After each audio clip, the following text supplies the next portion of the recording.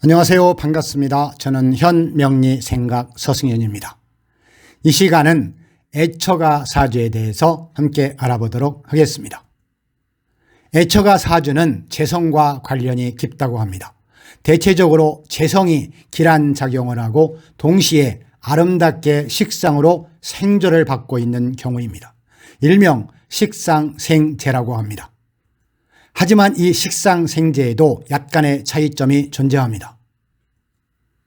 식신으로 재성을 생해주는 경우 마음으로 사랑해주면서도 베풀기도 하고 자신의 마음을 알아주는 것에 있어서의 사랑을 상징하기도 하며 다정한 마음 등을 상징합니다.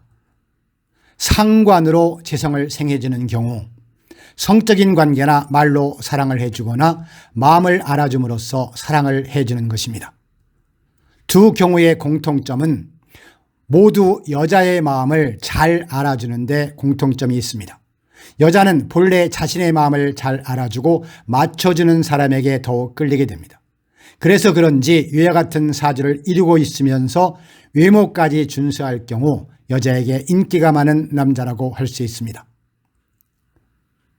하지만 식상으로 생을 해주고 있어도 식상이 너무 과하게 자리 잡고 있는 경우는 오히려 성욕이 강하게 드러나고 동시에 인성으로 제압되어 있지 아니한 경우에는 약속을 잘 어기거나 혹은 거짓말을 하거나 성욕이 많아 이 여자 저 여자를 건들고 다니거나 바람기가 있을 수 있어 여자 문제로 하여금 여자가 고생하게 되기도 합니다.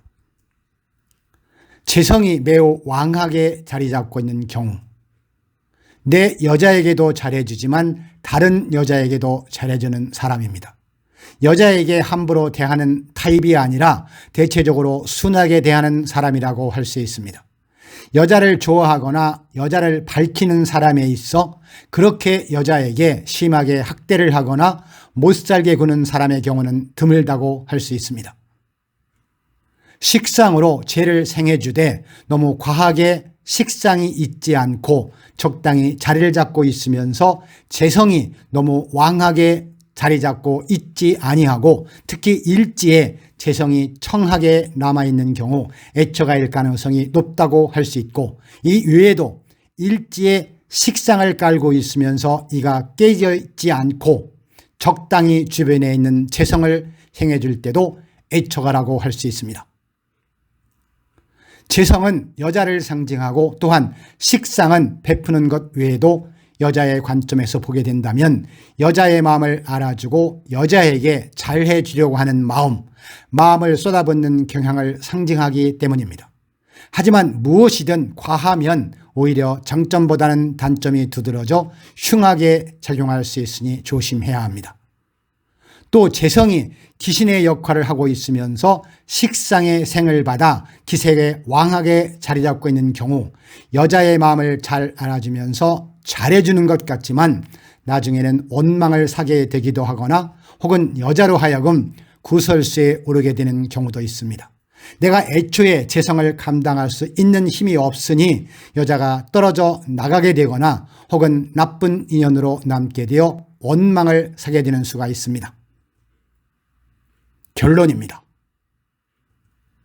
식상으로 죄를 생해주되 너무 왕하게 보고 있지 않고 적당히 재성을 감당할 수 있는 힘이 일간에 존재할 때 비로소 좋은 애처가가 될 수 있는 것입니다. 실제로 여자에게 잘해주는 타입이고 정제로 하여금 식신이 생을 해주고 있는 경우 가정적인 사람이라고 할 수 있습니다. 이 외에도 종재격도 관련이 있습니다. 종재격은 제 자신의 몸을 버리고 종을 한 격입니다. 그러한 격에 있어서 정제로 종을 하였다면 정말 좋은 애처가가 될 수 있는 것이고 식상으로 하여금 생을 해주고 있는 경우 더욱 아름다운 형상이라고 할 수 있습니다.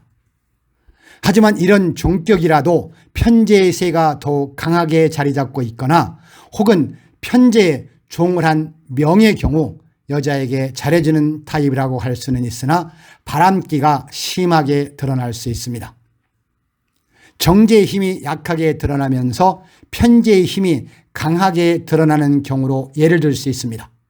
이런 경우 바람기가 심하면서도 주변에 온통 내 여자도 있지만 나를 도와주거나 혹은 나에게 도움이 되는 애인들 뿐이니 바람을 피우게 되거나 첩을 드는 명이 되기도 합니다.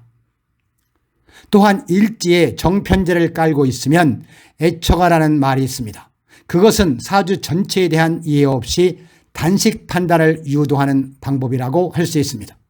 재를 일지에 깔고 있어도 충형을 당하거나 근방에서 심하게 극이 이루어지고 있다면 청하게 자리 잡고 있지 않고 심하게 혼잡되어 있을 때도 좋지 않습니다. 애처가 사주에 대한 명리적 삶의 지혜였습니다.